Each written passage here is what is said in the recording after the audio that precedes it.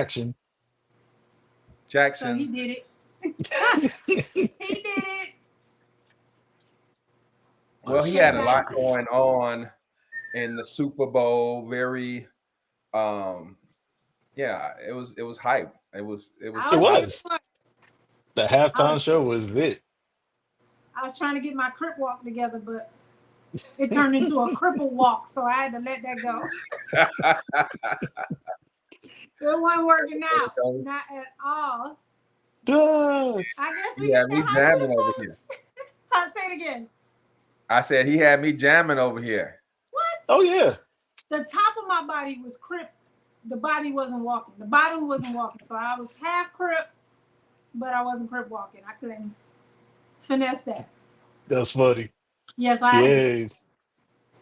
And then I didn't want to get caught because you don't know who's watching. You ain't what set you what set you rep? Right? I mean, he was throwing all the hits out there and had a lot of people out on that stage. I'm like, okay. Yeah, I saw Serena. I was like, ouch. Ouch. Mm-hmm. SZA was out there. Ouch. Yep. Yeah. I had to fan myself. Maybe because I'm having hot flashes, but that's besides the point. Hey y'all. It's What's us. up? Hey everybody. What's poppin'? So it's me, Jay the Healchemist with HEALn.help. That's the website address. There is no com. So hit us up and I'm gonna pass the mic. Go ahead, To the Joe. left or And the right. I'm Joe from Healing Help as well. And Jay said, that is the site, healin.help. Yeah. It's on the screen somewhere down there. Yeah, I'm gonna put it back on, but right now I just wanted to put our names up there. I'm just Antoine from Adrulix. We're excited to be here once again to bring the fire, right? Talk about the That's hot right. topics. No wonder I'm having hot flashes. It's not my old age. It's the fire we bring. I got it. Yes, Woo! Use some yes, wax to yes. cool it down. Ha, ha, ha, ha. Yes. And so So I'm excited. me too. We're talking about the effects of fatherless homes on girls, right? Right. So, Yes. we've been on this journey talking. This is our topic. So we want to go all the way down that little rabbit hole and explore all angles of fatherless homes. And today Yes. we're And focusing on what that looks like on girls or part with of girls. our Family Ties series, right? Yeah. Yes. And Part of the so series. we are excited because these things we need to deal with. We have to talk about them, and it's a whole lot to unpack, right? We only have an hour show, and Yes. however, just starting to talk about this conversation and open up some things that we experience but never really dissect, right? And Right. really get to the root of the problem and what we see and how to combat those things, right? How to deal with it. Our system, in my opinion, has failed us because we are not emotionally healthy society, right? As a whole, Mhm. we see, and the media plays off of that, right? Definitely. Uh, Yes. and they use it against us to shape a narrative that they want to shape to continue to contribute um, to the wealth of the fortunate few. The fortunate few. And when you say we've been failed, what systems particularly are you referencing? Because there's a number of systems that failed us, right? Um, elaborate a little bit on that, if you will. Well, when I think about the whole system, right? We we just don't. First of all, I mean, we can talk about the education system, because the Right. education system is where everybody is really fed through. Well, not everybody, but the majority of people, Most, yeah. The right, majority is. are fed through the educational system, and they have the opportunity to I gotta formulate. go. Puppy uh, doo. Be right back. Sorry, Okay, y'all. No they problem. have the opportunity to formulate our thinking and They do. the way we behave, and our emotional intelligence. They have an opportunity to do those things and have not taken up. And I think there are trends going Hmm. that way to start dealing with emotional intelligence Right. and giving us skills as people and children in schools.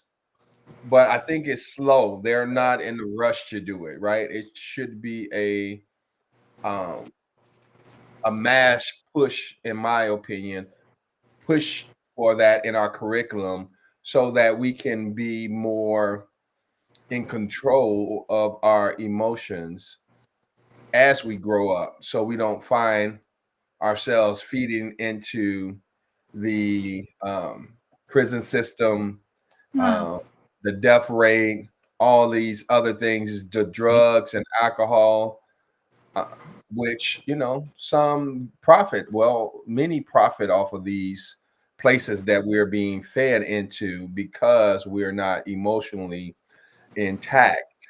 So Right. maybe, hopefully, I answered the question. I that kind of Yeah, yeah, yeah. that way.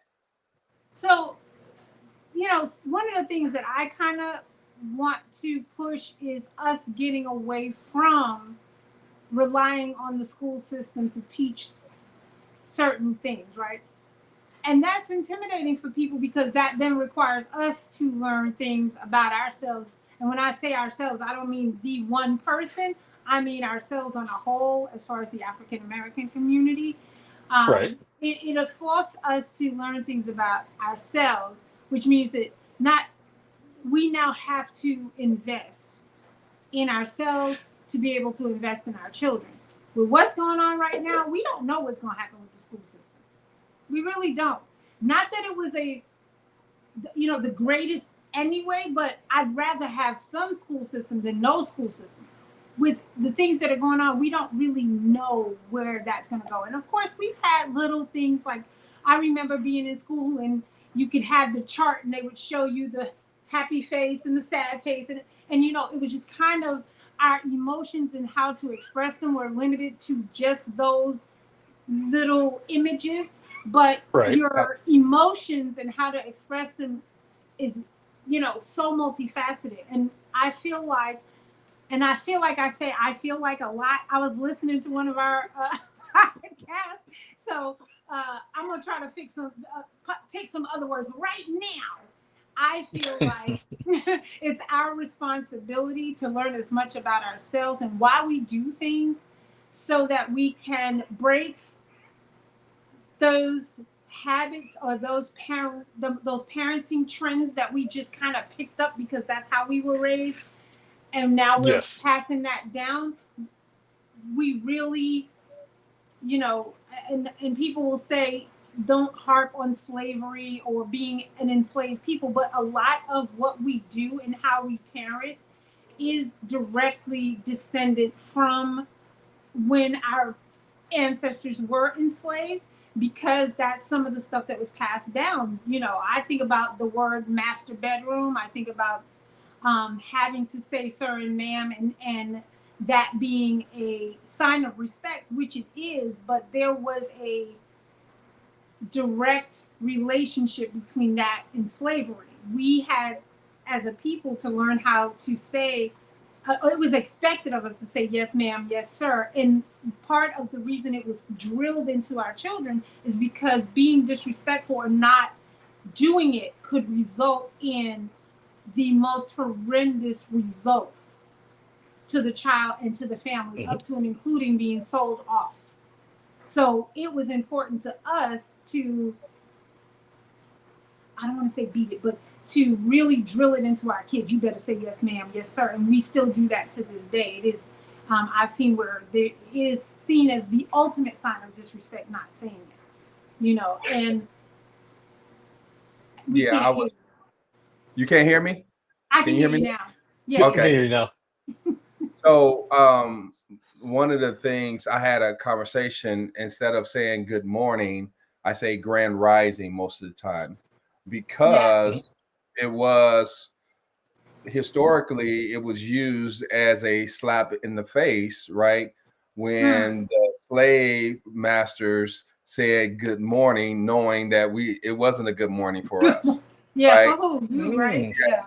And so a lot you will see it kind of trending where some African Americans saying grand rising instead of good morning Yes. because of those Yes. connotations, and trying to get out of those things. And with whether you say grand rising or good morning, whatever, but there's, like you just saying, to your point, a lot of things have been passed down that we don't realize, and it's just a part of our everyday habits and greeting and things of that nature, just because that's how we were trained, that's how we were raised, right? Right. And it's Right. been back from those days when we were in slavery. And just watching things on TV. um I watched the Book of Negroes. I watched, Mm. what was that other movie? I can't think of it off the top of my head, but just movies like that just show how slavery was, and how that um things just happen, right? Because we really didn't. We Hmm. had roots. That's all we had. But Yeah. roots didn't tell the whole story, right? And it No. didn't show. It Right. didn't show a lot of things. It showed a lot. We did see a lot, but it still, there was effects. And so one of the things from the Book of Negroes I got was that when um the Emancipation Proclamation was made, it wasn't really for us, right? It was because that they wanted freedom from Rome and that regime. And so they felt that, hey, they needed the Negroes to help out and all that kind of stuff. So I'm not fully abreast on the whole dynamics of it, but the movie did give some of the parts and shared some of the information that was going on during that time. And so Mm. we just have to be educated on why we are where we are, right? And so we can start Right. making some changes. I And read a so, book. Go ahead. oh, I'm sorry. Well, I was gonna say, um, when we think about corporal punishment, right? Who here has gotten a butt whooping in their Oh lives, yeah. right? So during slavery, parents really didn't have any legal rights over their children who would be beaten or sold at any moment, right? So to prevent their children from being severely punished by the enslavers, black parents often disciplined their children themselves first, hoping to teach obedience, and this way it would, run interference, so to speak, between your Right. children and the enslaver. And this kind of created the cycle where physical discipline became associated, like, butt whooping, spankings, all of that became associated with love and protection, rather than cruelty. And it's one of the reasons we so adopted it in our community. And I'm not saying do away with it, because I'm not gonna hold you. I beat my kids' butts, but and when I think about why I did it, it was not because I was angry, but literally because I was trying to protect them. I wanted them to learn the lesson at home so that they didn't go out, and I used to tell them, Streets get beat. I beat your butt because I Hmm. care about you. You go out there and they don't care about you. They go, but I didn't understand how that programming was. Even though I understood the feeling behind it, I love you. I don't want somebody else. Because if you don't discipline your kids, somebody else will, and it won't be Oh somebody yeah. that loves them, right? So when we think about things like corporal punishment, and remember I was talking about the because I said so mentality. So enslaved parents couldn't afford to let their kids question authority on any level because defiance could lead to absolutely brutal consequences, and it Yeah, led to even death. generation. Yeah, so it kind Yes. of led to a generational pattern of strict authoritative parenting where children were expected to obey without explanation, which victimized us in some way then and does now. And that's, that kind of sometimes sets our children up to be taken advantage of, where they're not going to, not these kids because they're going to tell, but Yes. in our generation, we didn't tell and we didn't question because we were taught not to question authority, we were taught to obey, and all of that is rooted in survival from slavery. So, you Yes. know, when we're talking about some of the things that were passed down from slavery into our families, the separation of the black family, or the dismantling, if you will, is part of that, right? Um, they would take, if I was married, or in marriage in the way that we married before we were enslaved people, if I was married to a man who was seen by an enslaver as a buck, or he was big, he was strong, he Hmm. couldn't show that he was intelligent, right? But if he looked like he would breed a better slave, and I'm puny, I'm short, I'm frail, I'm not as, you know um I wouldn't be considered a stallion or whatever. Just they could take my husband and decide this other slave over here, her body makeup, her muscle mass, Hmm. or whatever it is they felt like, if we put it, it's sad because it really is breeding. When we It look, really is. I just had a litter of puppies, right? I looked at my female, I looked at my male, and I was like, oh, the puppies they would make. It's the same mentality when we were, Yeah, separated. So taking the husband or taking a wife, really just dismantling the family. Uh, Part of the we see the parts of that in, or remnants of that in today's society. I'm not going to keep going down the enslaved people and the ramifications thereof that are present today in this podcast, but I kind of wanted to give a little foundation and a little framework before we start talking about. And I guess we could have done this a couple of episodes ago, but this just came to my mind today when I was really pondering it, because the topic is near and dear to my experience, right? I can't speak to the male experience, having not had a father in the home, Hmm. but my dad abandoned the family, and a lot took place because of that. Well, And it had a severe effect on me, and we don't oftentimes talk enough about the effects of the fatherless home on girls, and the insertion of a father figure who may not have been the best option for that female child in the family dynamic.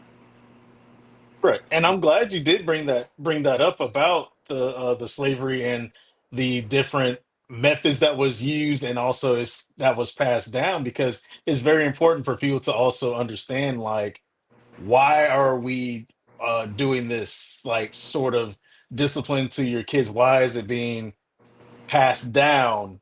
Because it's basically, that's all it's being doing. It's still being passed down till this day.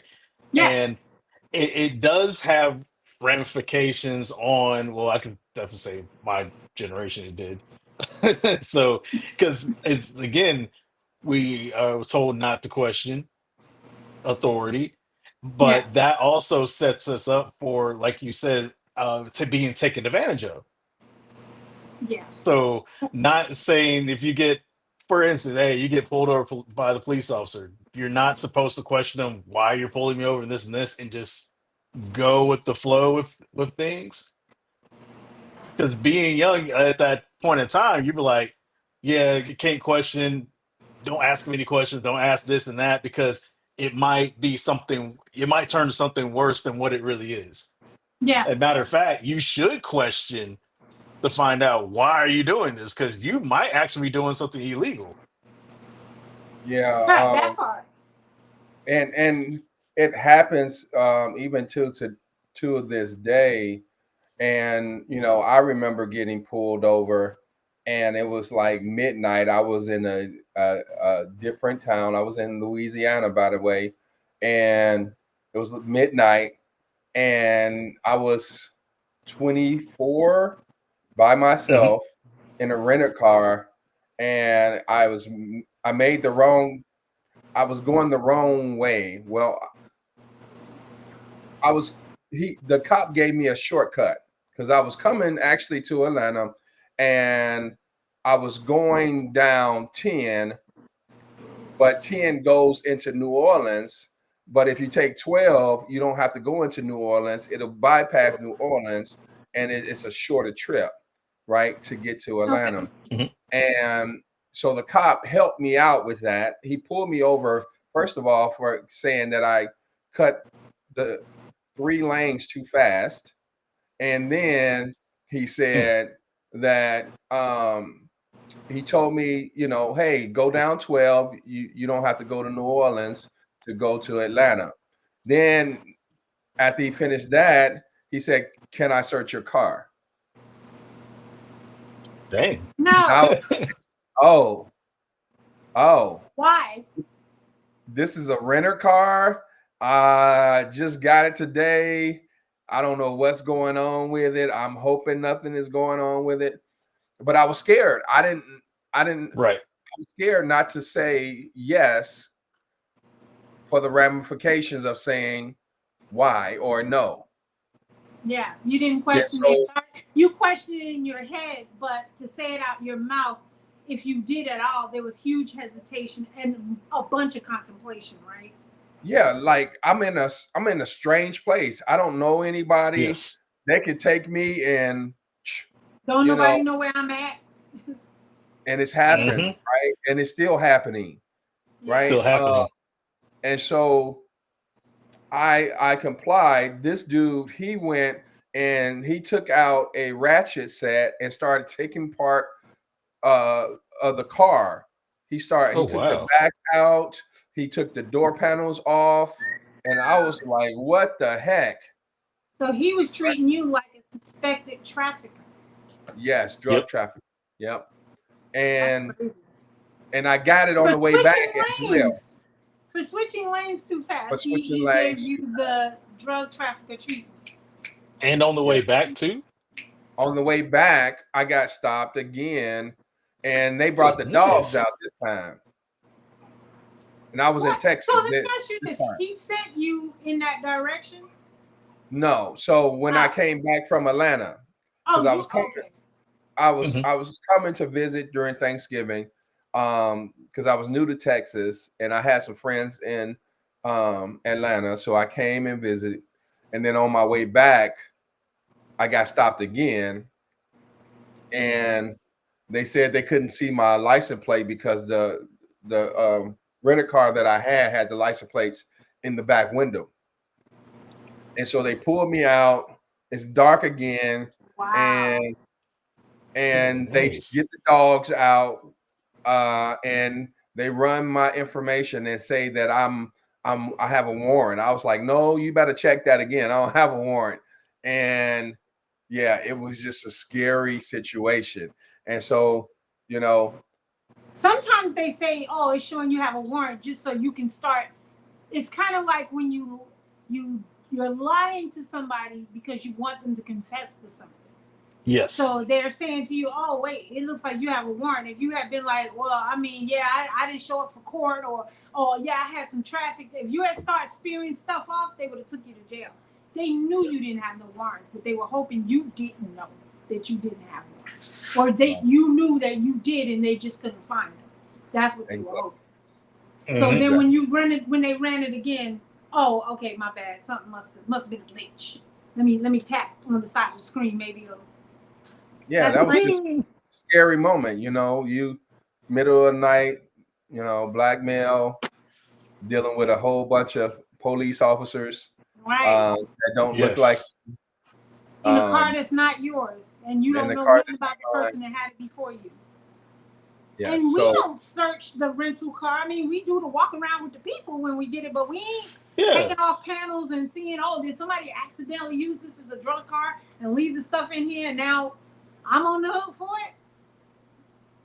yeah, things can change really quick. And I'm gonna get off this soapbox, but I was I after was I like, left after I left Louisiana, I hit Mississippi. I was tired, right? Right. Because this was on my way to Atlanta, and whatever they washed their sheets with, I was allergic because I got a room in Baton Rouge and I couldn't sleep. And so Hmm. I kept, and that's when I got stopped the first time. But when I got to Mississippi, I pulled over into a rest area and I started thinking about Mississippi Burning. Y'all remember that movie? who can forget it? And I Oh Get was it yeah. like, right, I did it, and oh, I hope they burn in hell. I'm not stopping here. I'm gonna keep on moving. Right. And so So fear keep drove going. me out of Mississippi because I was dead tired. Fear Let jumped me on ask me. y'all a second. Let me ask you a question. So wait, part of the other thing that I, would love for us to kind of dive into at some point in one of our sessions or one of our podcasts, because we do have Healing Hump Day sessions every Wednesday. We go live on Instagram. And once these puppies are rehomed, we'll go back to being physically in session Yes. at the Atlanta Blockchain Center. But what was I gonna say? I lost my train.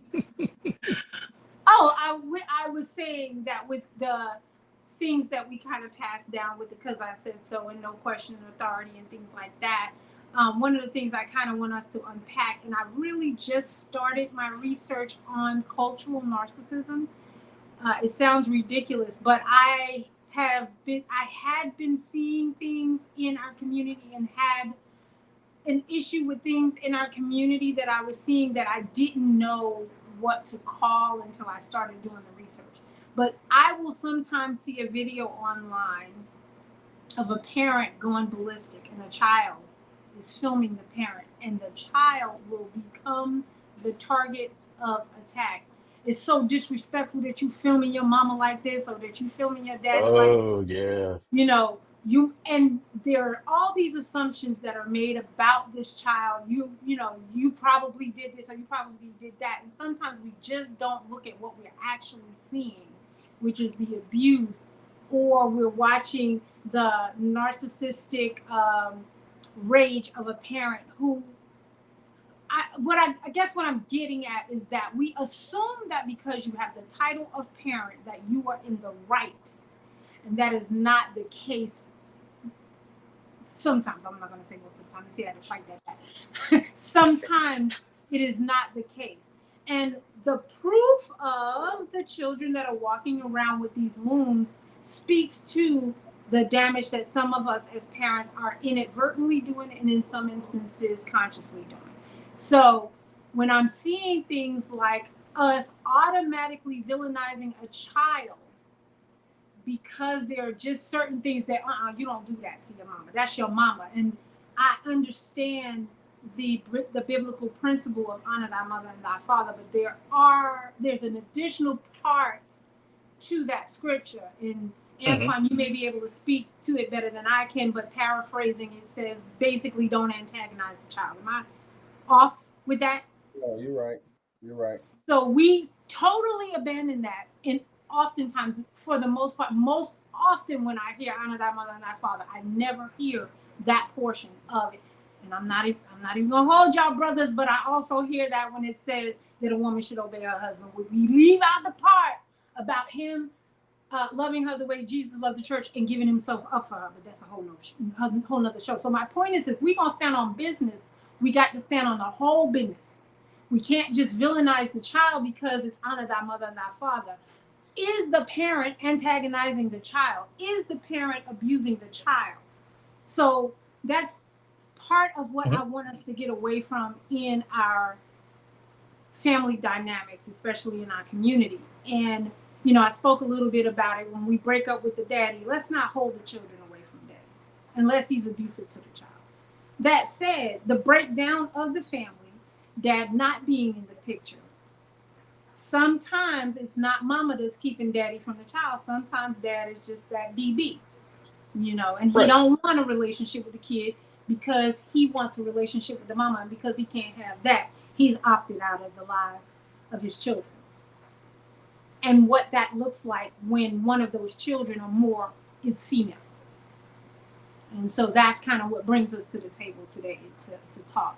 And when we have girls that have um, an absentee father, one Hmm. of the biggest things we hear oftentimes is she's fast. Can I tell y'all that little girls can't be fast? Little girls are introduced to being fast in at least two ways. Either one, they've been enticed into it by a man that is older than her, Hmm.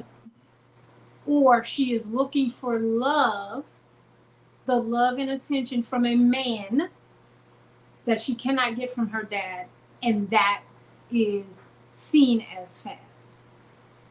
And Right. sometimes it's seeing the interaction between a female and a male, and feeling like, oh, maybe that's what I have to do to get that love. Not consciously thinking of it, but that's how those behaviors show up sometimes with regard to young girls. So when we hear things like, well, she was out there being fast, what are you really saying? Because that is, you're not born with the I want to spread my legs for a man as a young girl. There's an introduction or an exploitation of a natural curiosity usually there. Yeah, and it's it's more than meets the eye, right? We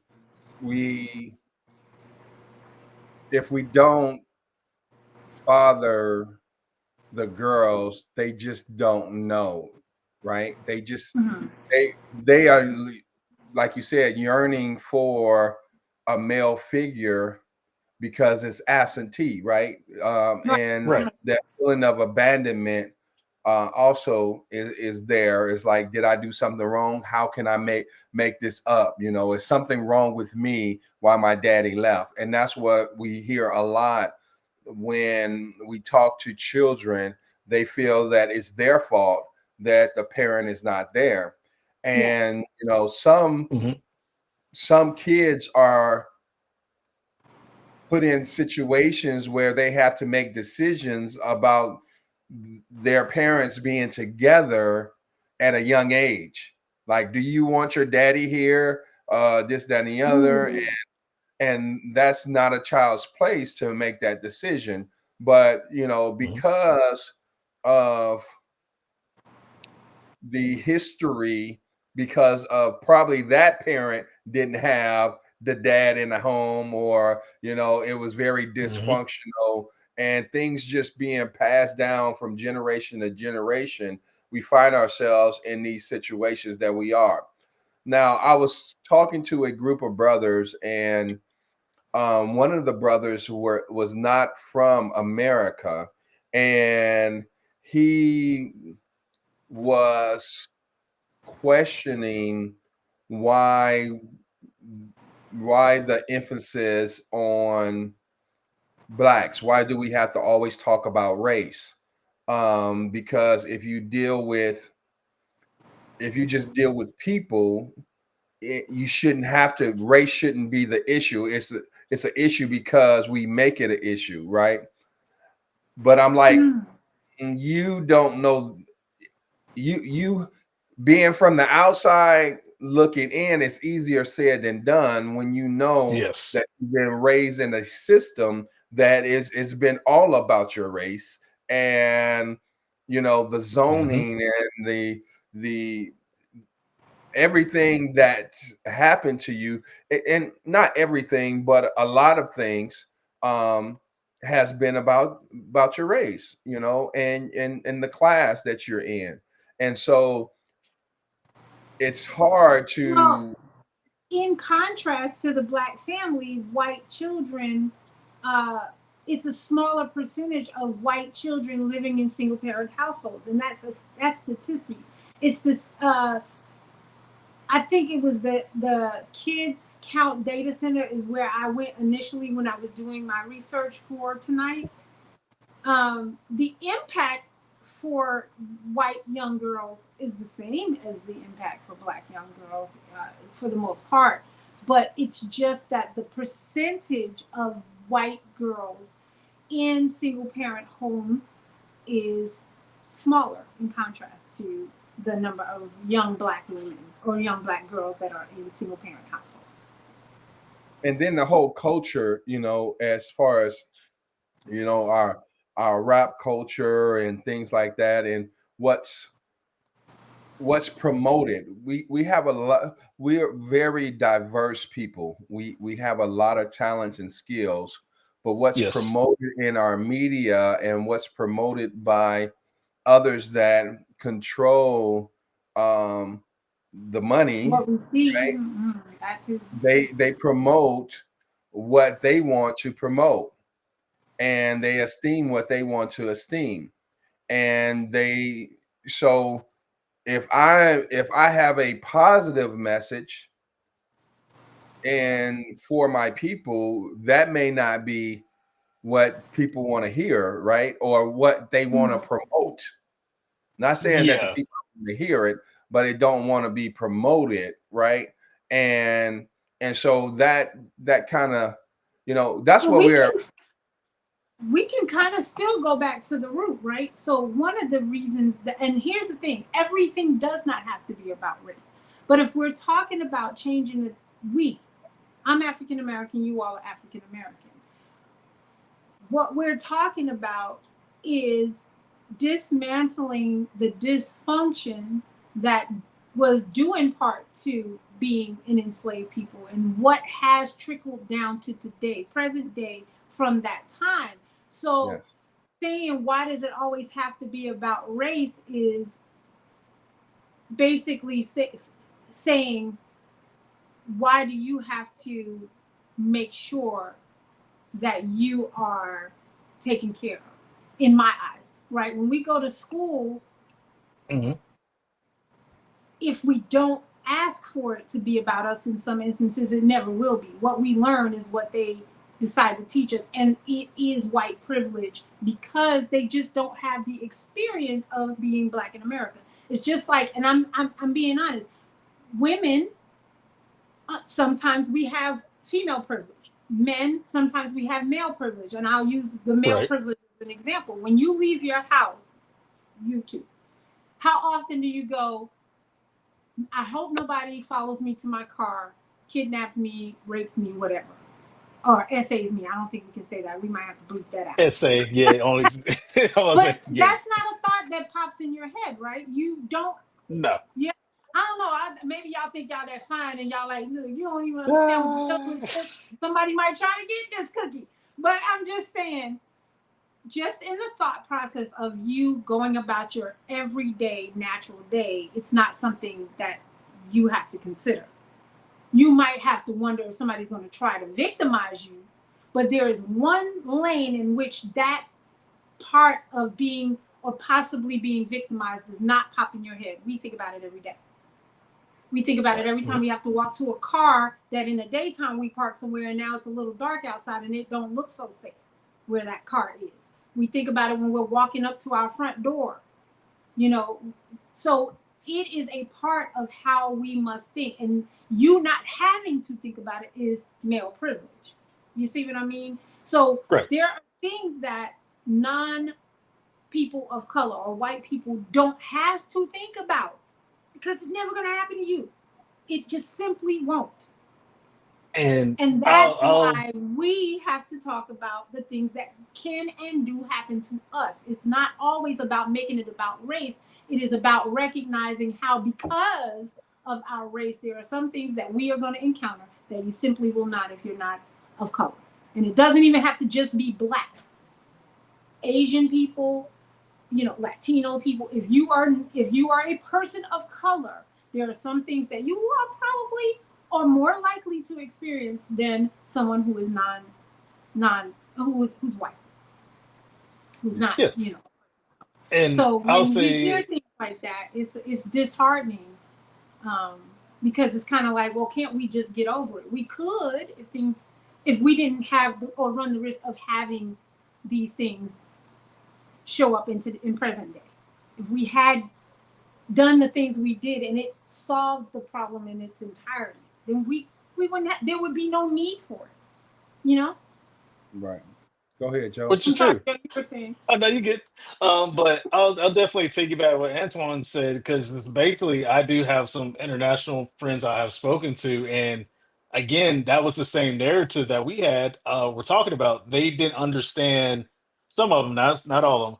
They didn't understand why black people in America were where we had to have certain things or why we had it so bad or you know how sometimes they'd be like, well, why can't you save some money, what's going on, why can't you get this and that? Well, you have, it's like you don't want to explain sometimes but you have to so you can educate them to say, well, this is how the system was set up way before I was thought about.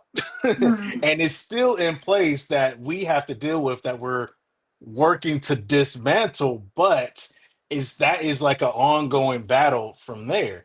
And again, what you're saying, Jay, is also like people of like are of non-cultural background. I'll go there. They don't understand the experience. they They can don't. empathize, They can but empathize. yeah. Some, I'll say some. I can't say everyone will. But from my experience, some can empathize, yes, but to fully to like unless they want to. I'll say Mm. that. Not That well. So that's here's the thing, right? So the whole point here is that part of the best work that we can do, because a lot of times we are expecting the powers that be to make changes, and we work and lobby to try to get those changes yes. made out there, and we need to continue to do that. But the other piece to it is understanding certain things, why we do certain things, how it is being passed down, how it is affecting us in present day, and the work we can do in our nucleus, in our family, with making positive changes that not only serve us but serve our children, thus serving our community, thus bringing upon change, right?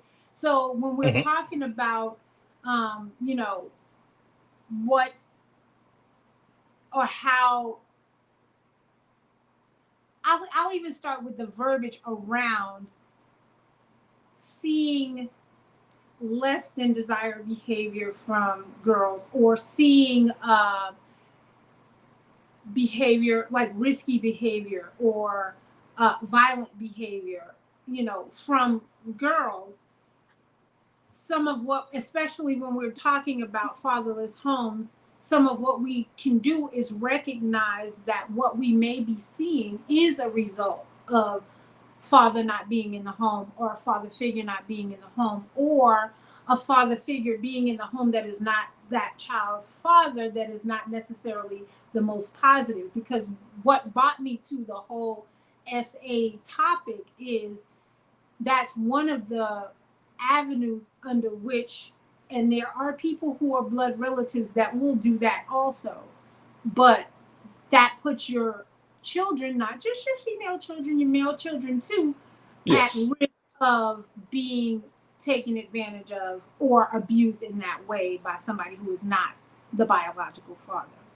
Yeah. So we have to keep our eyes wide open, right? Yeah. Because fathers do bad things as well, right? Yeah. So as people, mothers do bad things as well, and so we just have to keep, when we have children in the home, they have to be protected, they have to be cared for, they have to be nourished, they have to they can't fend for themselves, and they are very vulnerable to the powers that are in the parents, and the adults that they find themselves around. So um, one of the things that we're doing at Adrulix is addressing those issues. Like we're not sweeping anything under the rug. Nothing Yeah. is going Right. to be swept under the rug. If there's dysfunction, we're going to call out dysfunction, and start making ways to deal with the dysfunction, right? And teaching those emotional healthy principles, and how to even how to teach a kid how to talk respectfully to their parents and address a situation that is uncomfortable for them. That's And a skill that can be taught. part of what we do at Heal and Help is to work with parents to help them be receptive, because sometimes your children don't talk to you because they can't, and you leave there's such a gap between what you, because parents, we kind of want to, especially if that I work hard, I take care of my kids, I'm not in Hmm. these streets, when you feel like you're doing all of the right things, and probably are, it still does not 100% protect your children from some of the things they could experience, right? And so I know a lot of single mothers that are phenomenal mothers, phenomenal women. They're working hard, they're providing for their children, they're taking care of their children, they're showing up in these kids' lives, and they may not have the child may not, the female child I'm speaking of particularly, may not have a relationship with their male, or with their father, or that relationship is so sparse that it's almost breadcrumbing, whether it's intentional or not, right? So Hmm. as we exist, women, we learn how to get, we learn how to cope, and we learn how to get the things that we need. And oftentimes it's unhealthy. It shows up as codependency in your adult life. It shows up as promiscuity. It shows up as um, multiple partners and multiple fathers. And I've met young women, 25, 26, have 6, 7 children, all different men. And the thing we do in our community is judging. When we really can't, we really should be looking at their pain and understanding what the motor is on that vehicle. Yeah. Yes. Understanding that. Go ahead. I'm sorry. No, you could. No, It's just just hard. It's hard to help. It's hard. It's hard to help when you have that mindset of like, I'm looking down at you, you know, and then they become defensive because they feel like everybody's Yes. looking down at me, right, and right. I don't have time for that. So I'm gonna shut everybody out, Yes.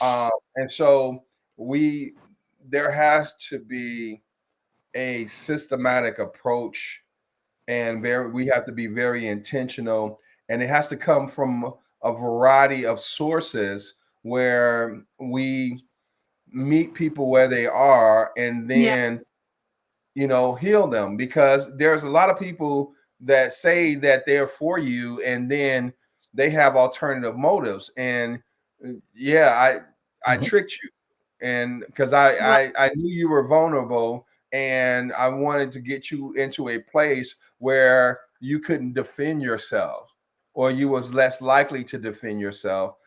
But I wanted to take Yes. advantage of your abandonment issues. So we have to create a community, and that's why what we're doing here is so important. So we can talk about, hey, these are some challenges that we have, and we have to come. It has to be a system we have to put in place where we can come and minister real love to women that find themselves um, suffering from the abandonment of their father and father figure in the household. And I think even with regard to the girls, shh, mama, with regard to the girls, it's important for us to recognize little and subtle things that may indicate,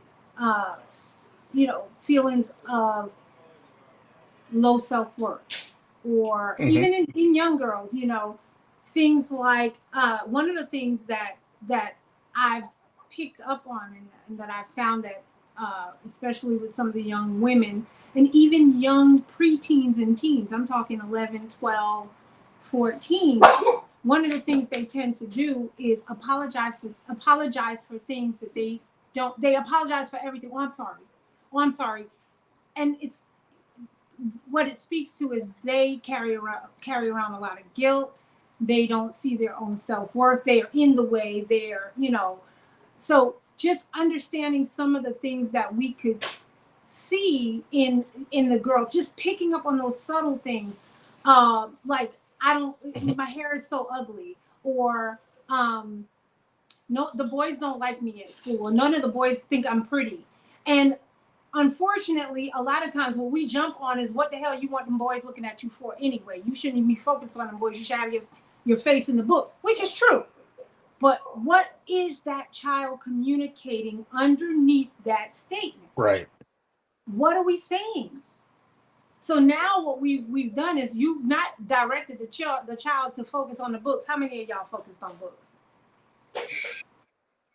No, I just didn't Somewhat. tell you that I was no longer Somewhat. focusing on the books, and I was hoping them boys at school thought I was cute.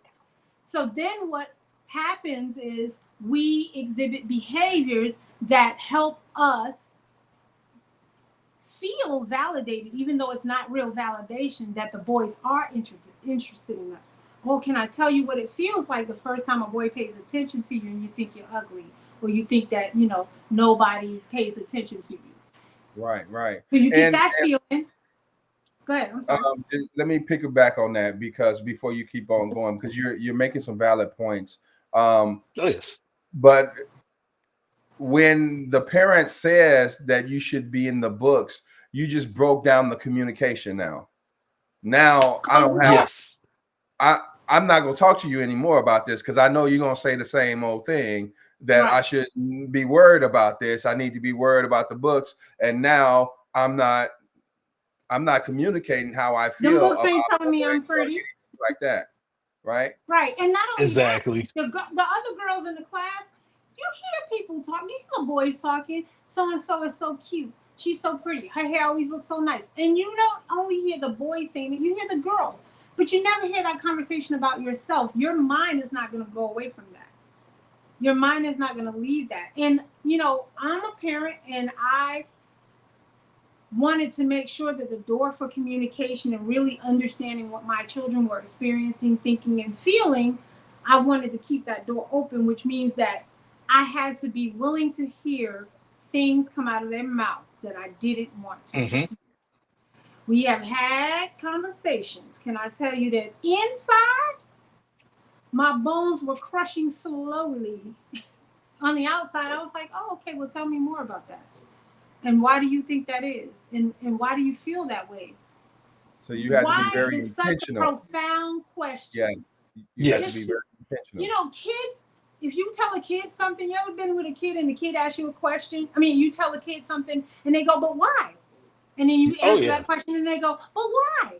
And then you answer that, and it seems, and it sometimes is a game for them. But can I tell you, as a parent, that is one of the best questions that you can ask. But why do you think that? Well, why? Well, why?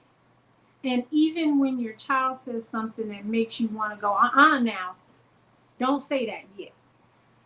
Process what they're saying, try to dissect what they're saying, try to absorb what they're saying, and then really contemplate how you can address the root of what it is that they're The root communicating. cause.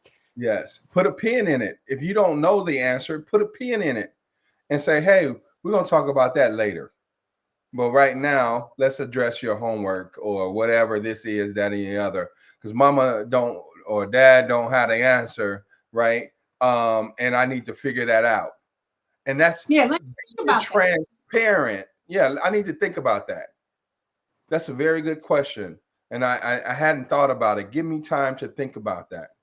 And I Right? would say even put a time on it. You know what? Let's talk some more about this on Sunday so that it puts an action pack in your back to really think about it, to really Yeah. ponder it, to discuss it with the village. Because Yeah. And you I think don't know. that's very Your important. grandmama might know, your uncle might know, your auntie might know. And don't go to people that's going to be like, you need to pop in the mouth. You need to, that's, no, you don't. And See, I'm not talking about out and out disrespect, but I feel like uncovering some of what children go through. I mean, there are parents whose children have been molested and they have no idea. But the kid is doing stuff and I don't know what the hell's wrong with her. I don't know why she acting like that. She just Yeah. yes. bad. So the She just blatant fast. disrespect. The blatant disrespect is a sign that something's going on. And so that's what we have to Hmm. do. We have to be have our eyes wide open, even with ourselves. Like, why am I feeling this way? Right? Why am Open I your ears. why why Gotta is this listen.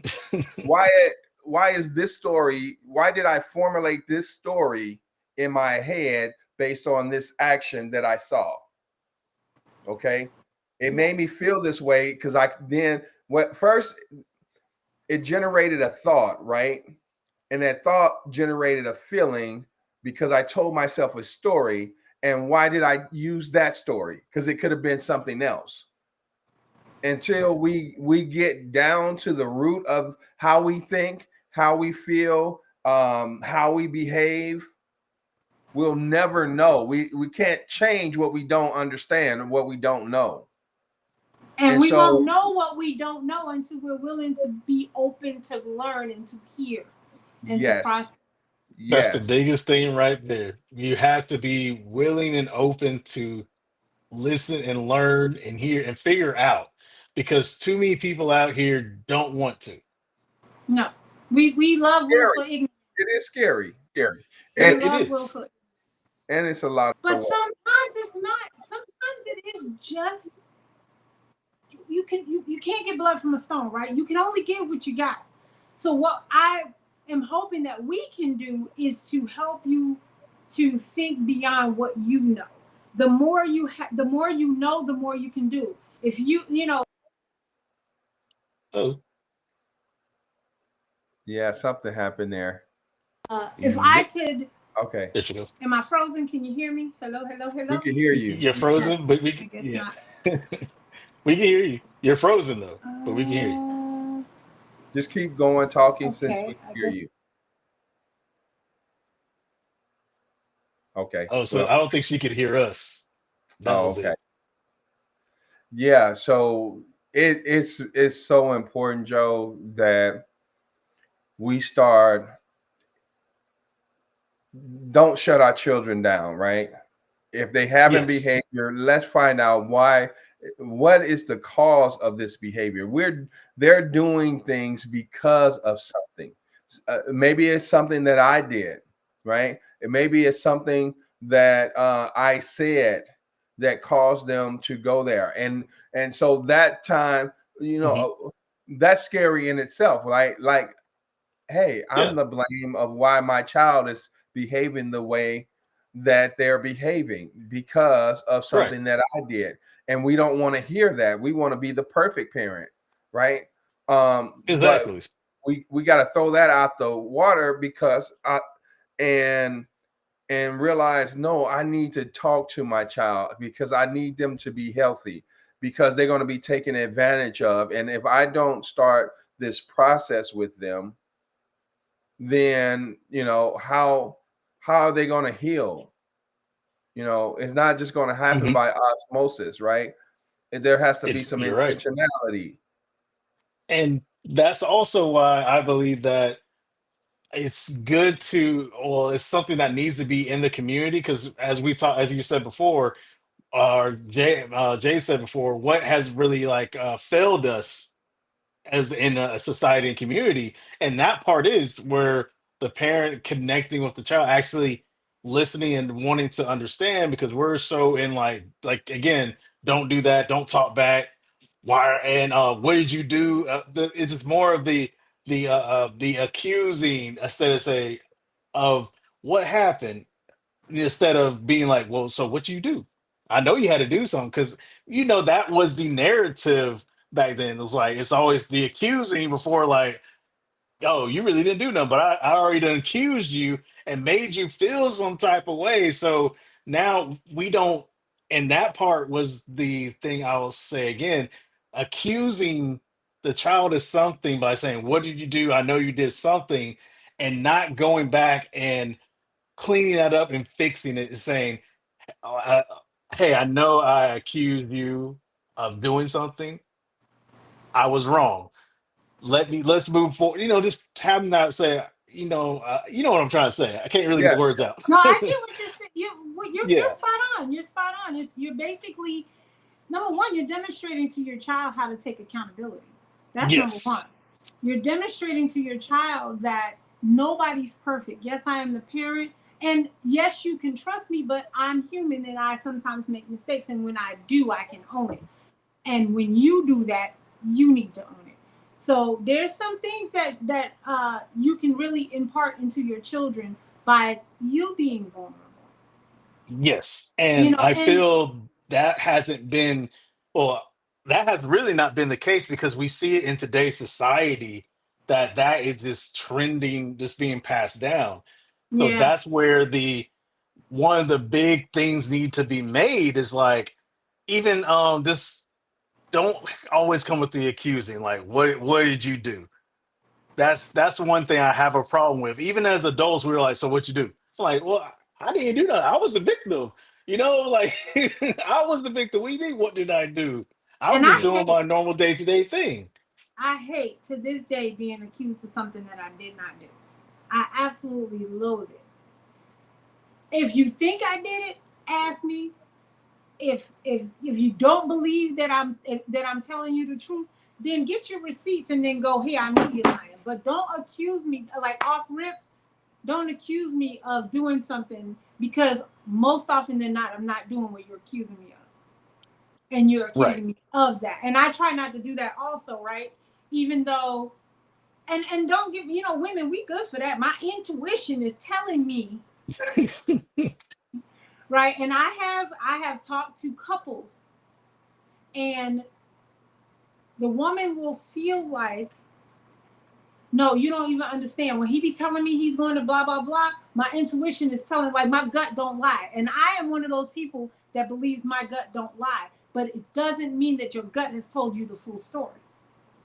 Right. Sometimes you can feel something and you feel like, okay, something's a little bit off, but it doesn't necessarily mean that it's the story that you told yourself in your head. Excuse me, my battery's dying.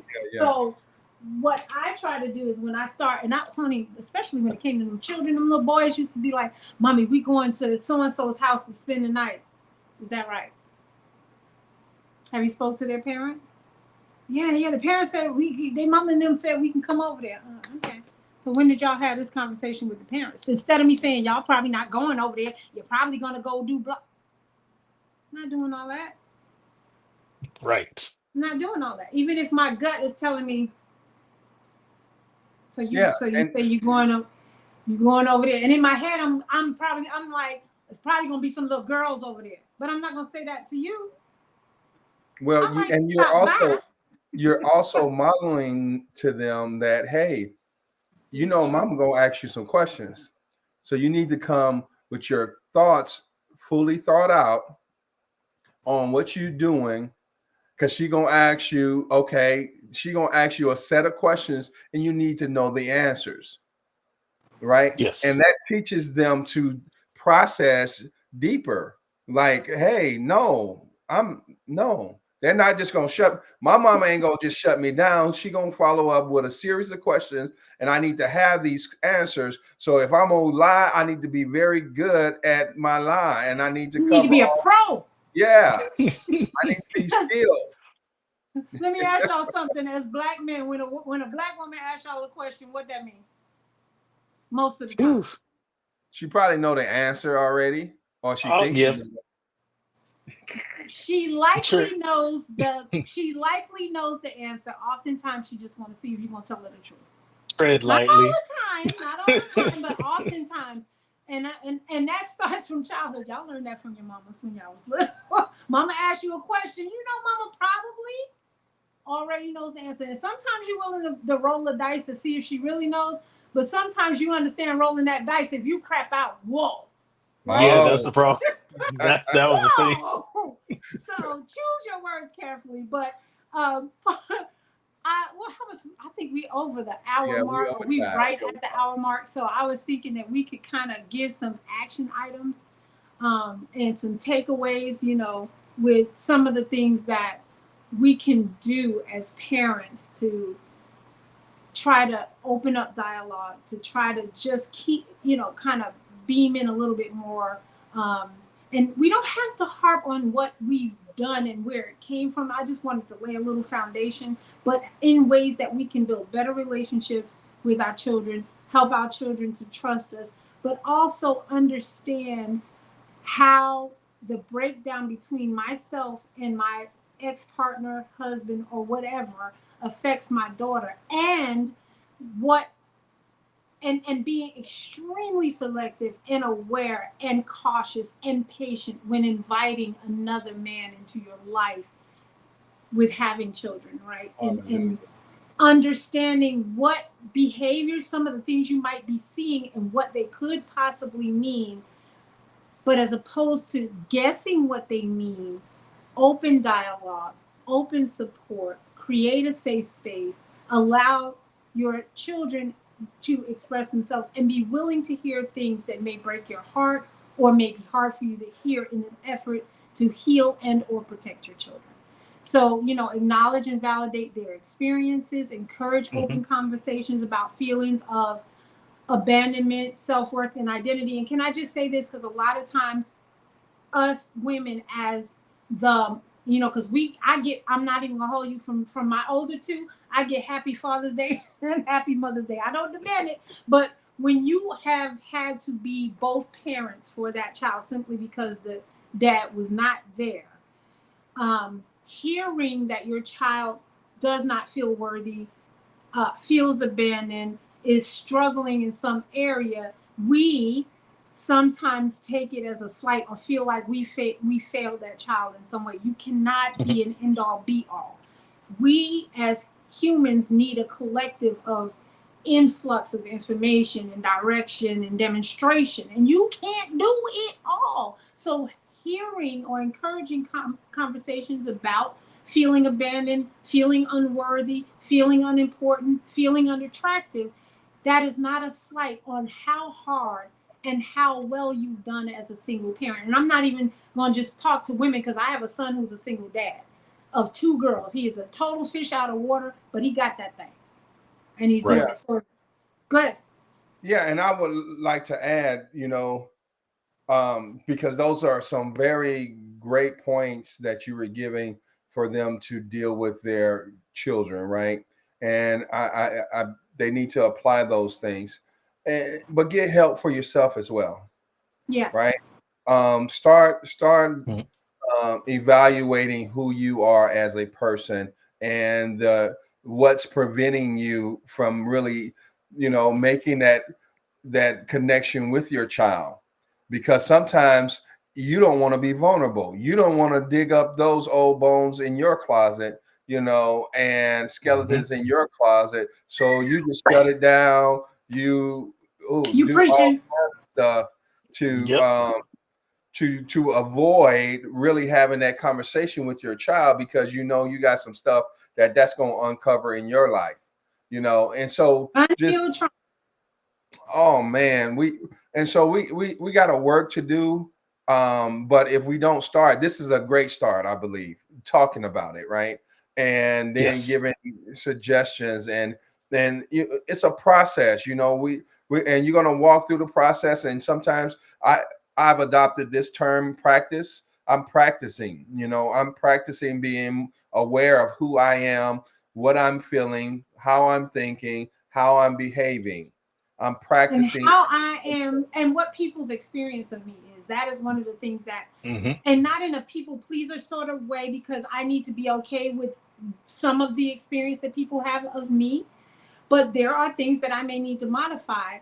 And I want to say this, guys, I did write down a couple of things. So I wanted to just kind of give these last couple of points as things that we could be thinking about. We want to introduce or connect our children with trustworthy male mentors, coaches, community leaders, things like that. We also want to foster self-love. We want to teach emotional regulation and self-worth. We want to promote healthy relationship models, educate Yes. them on setting boundaries and recognizing red flags, understanding healthy love. Even if we didn't have an example of it, it would behoove you to do research yourself. Even if you're saying, how am I going to teach or demonstrate to them healthy love or healthy relationship dynamics if I've never had that? Right. Do the work so that you know how to create it and you can explain it, and break down generational curses. Discuss Right. historical context of fathers and how it manifests in behaviors. Offer tools for healing, such as HEALn.help. Book with us. All Visit right. druids.com. Do some self-reflection and emotional resilience training, and we can help you with that. My point is that everything that I'm suggesting that you implement is not just for your children, is also for you. So we're here. Oh, and offer safe spaces for expression. Make sure you're doing that. Yes, and I'll Yeah. add this before we close it out too. Is when it comes to the parent-kid relationship, be involved. Main thing, be involved in their lives. Let them express themselves. As in, if they're talking to you, don't don't cut them off, because sometimes we're like, you ain't talking about nothing. Let them get all that out, even if it does sound sometimes they're not talking about nothing. It builds that connection, like, oh man, you're listening to me. Yes, I'm listening. And then we're going to point out some things that you might have said inadvertently, if it's something either concerning, or say, hey, like you said, Jay, why do you feel like that? And just ask them questions so they can expound more on it.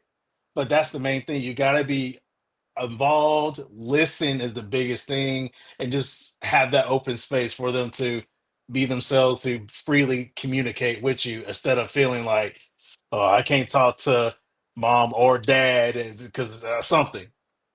And I want to kind of piggyback off of what you said when you said, ask the question, why do you feel like that? What I also want to throw out there is, sometimes as the parent that is there, the why do you feel like that is going to feel like, or may even be outright blaming you because Yes. dad is not here. It may be, well, you left daddy, or you with this other man, and that's why you and daddy can't be together.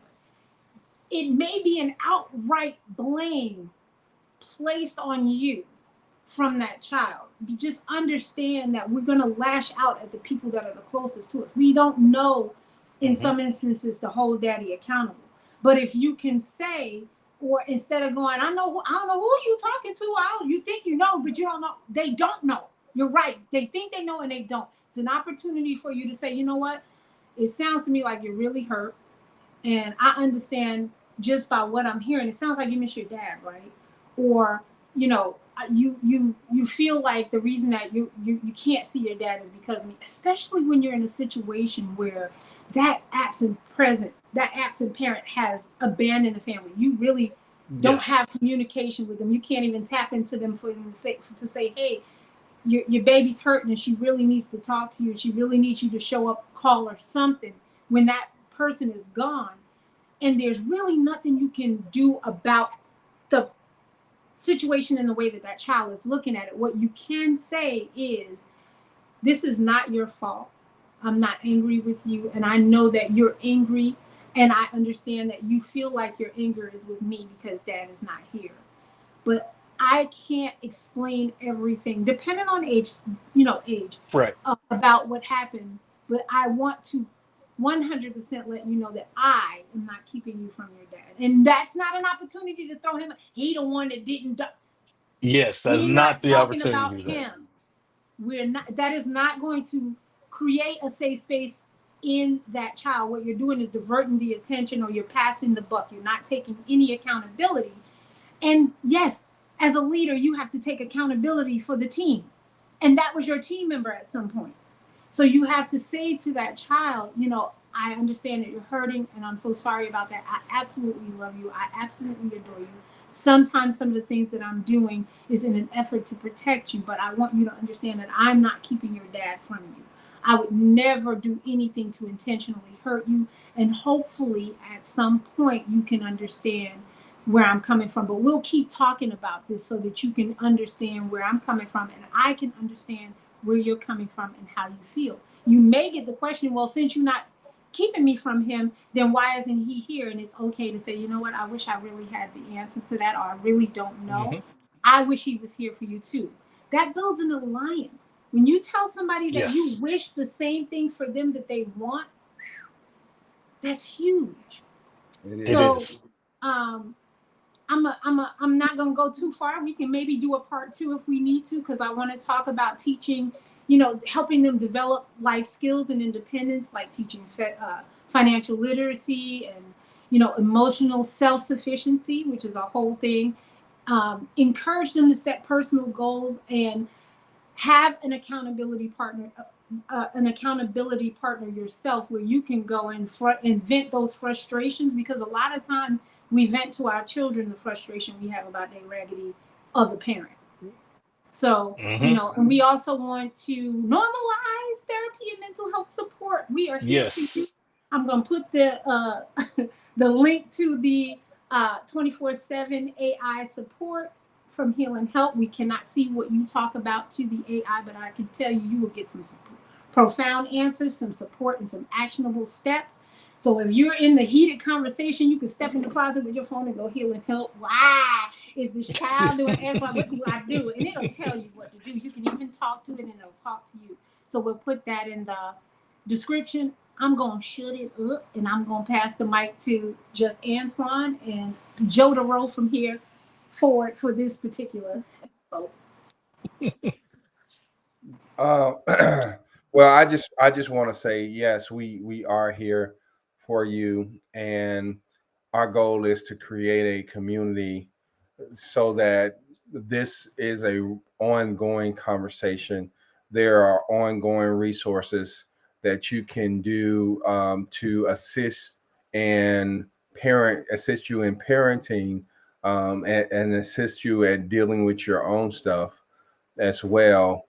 And so we are excited about this podcast. We're excited about our um, our co-host of this podcast, and just joining up with Healing Help, and it's just wonderful. So just stay tuned, because we going to continue on this journey with you. We And please, if you have any questions, comments, Topic. concerns, go topics that you would like for us to discuss, go ahead and drop that in the comments. Like, subscribe, and follow us, and share as well. So, Joe, I'm gonna pass it over to you. And that's really good. And again, no matter how small or big the question is that you might want to ask, go ahead and ask us. We're here to help. That is help you along your healing journey, to help you connect. And also we're here to, even if you have questions, since it was on a Fatherless home, we're here for you and your child too as well. Healing is not a, was it, it's not a destination. It is a journey. And you're not, Absolutely. it doesn't just end, oh, I got help when it ends. No, it's a journey that continues on, and we're here to help. Yeah, definitely. Yeah. So no one saves us but ourselves. No one can and no one may. We ourselves must walk the path. Bye, y'all. All That's right. right. Bye bye. Later, all.